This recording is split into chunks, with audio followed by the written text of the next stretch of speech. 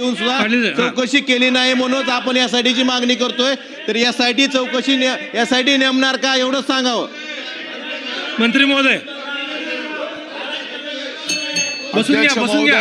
मंत्री महोदय एक मिनिट बसून घ्या, आपण बसून घ्या, बसून घ्या. पाटील साहेब, नरसाहेब, बाळासाहेब. सन्माननीय सदस्य पाटील साहेबांनी वटाण्याच्या संदर्भातला जो मुद्दा उपस्थित केलेला आहे या विषयाची आयुक्त पातळीवरनं याची चौकशी केली जाईल. ऐकून घ्या, आयुक्त पातळीवर ऐकून घ्या, ऐकून घ्या. ठीक आहे. सचिव ऐकून घ्या, ऐकून घ्या, ऐकून घ्या, ऐकून घ्या. मग पूर्ण होऊ द्या पाटील साहेब, त्यांचं पूर्ण होऊ द्या, मग बोला आपण. सचिव पातळीवरनं या विषयाची चौकशी केली जाईल. असलम भाई महोदय, पाच घ्यायचे. ही लक्षवेधी ज्या विषयात मांडली हा खरंच खूप गंभीर विषय आहे. अध्यक्ष महोदय, प्रधानमंत्री पोषण शक्ती निर्माण योजनेअंतर्गत जवळपास महाराष्ट्रातल्या स्थानिक स्वराज्य संस्था असतील, खाजगी शाळा असतील, अनुदानित शाळा असतील, यामध्ये 1ली ते 8वीच्या विद्यार्थ्यांना मध्यान्ह भोजन दिलं जातं. त्यामुळे पटसंख्या घसरू नये, पटसंख्या राहावी हा उद्देश आहे. अध्यक्ष महोदय, पण आपल्या राज्यात या योजनेत खूप मोठा भ्रष्टाचार झालेला आहे. अध्यक्ष महोदय, उत्तरात सांगितलंय मंत्री महोदयाने की 25-26 मध्ये जवळपास 2447 कोटीची तरतूद आहे या योजनेसाठी. अध्यक्ष महोदय, यात काय झालं, यात त्यांनी इंधन आणि भाजीपाल्याची रक्कम शाळा स्तरावर वर्ग केली आणि धान्य असेल, तांदूळ असेल इत्यादीसाठी पुरवठादारांचं टेंडर काढलं. अध्यक्ष महोदय, ही टेंडर प्रक्रिया राबवली शिक्षण संचालकाने. या टेंडर ज्यावेळेस काढलं त्यावेळेस एकच उदाहरण देतो, तांदळाच्या बाबतीत तर खूप मोठ्या तक्रारी आहेत, पण एकच उदाहरण देतो.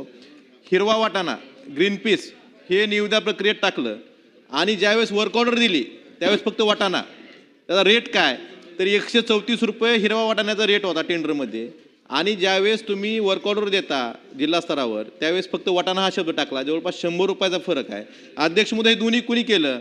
वर्क ऑर्डरवर सही शिक्षक संचालकाची, टेंडर कुणी काढलं? शिक्षक संचालकानं.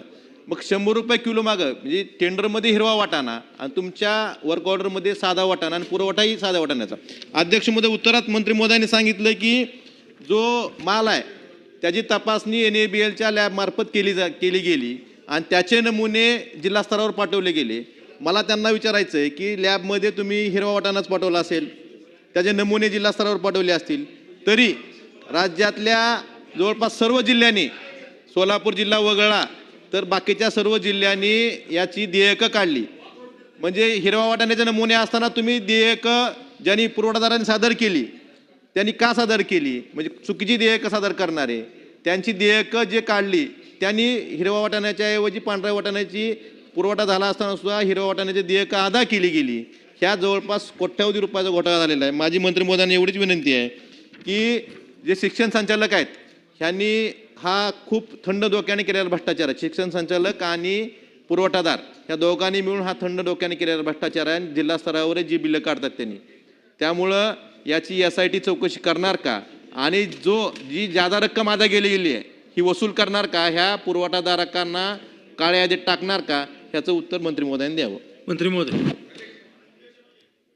अध्यक्ष महोदय, प्रधानमंत्री पोषण शक्ती निर्माण योजनेच्या अंतर्गत जो काही विद्यार्थ्यांना आहार पुरवला जातो त्यामध्ये साधारणपणे प्राथमिक शाळेच्या विद्यार्थ्यांच्यासाठी 4 रुपये 19 पैसे धान्याचा माल पुरवठा करणं आणि इंधन आणि भाजीपाल्याच्यासाठी 2 रुपये 59 पैसे आणि उच्च प्राथमिकच्यासाठी 6 रुपये 29 पैसे धान्याचा माल पुरवठा करणं आणि 3 रुपये 88 पैसे इंधन आणि भाजीपाला, म्हणजे तो स्थानिक पातळीवर तो निधी त्या ठिकाणी अदा केला जातो.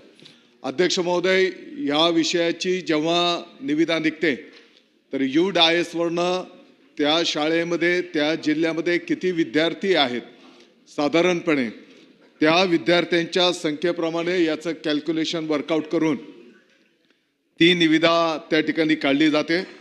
यामध्ये साधारणपणे त्यावेळेस त्या अन्नपदार्थाचे मार्केटमध्ये काय दर आहेत, बाजार समित्यांमध्ये त्याचे काय दर आहेत हे सर्व पाहून आणि त्याचे सॅम्पल्स पण त्या ठिकाणी घेतले जातात.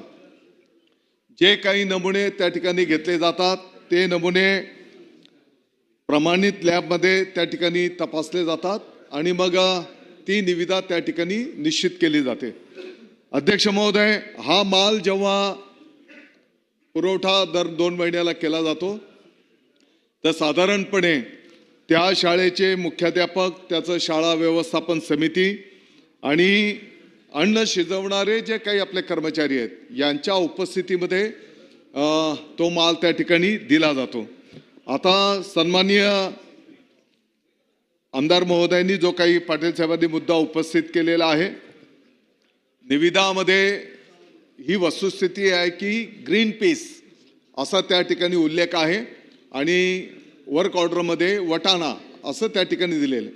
परंतु साधारणपणे पुरवठा जेव्हा केला जातो तर तो पुरवठा जे सॅम्पल दिलेले होते त्याप्रमाणेच त्या ठिकाणी करणं अपेक्षित आहे आणि म्हणून आपण जी काही बाब निदर्शनास आणून दिलेली आहे ही निश्चितपणे याची चौकशी केली जाईल आणि या चौकशीचा जो काही अहवाल येईल त्या अहवालाप्रमाणे पुढची कारवाई केली जाईल.